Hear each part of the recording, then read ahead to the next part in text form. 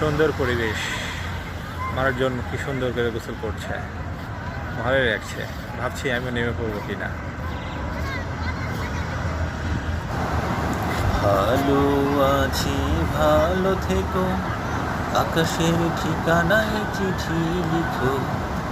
ভালো আছি ভালো থেকো, আকাশের ঠিকানায় চিঠি লিখো। দিও তোমার মালা খানি বাউলের ওই সময় কাটানোর জন্য মনটারে, সুন্দর একটা জায়গা।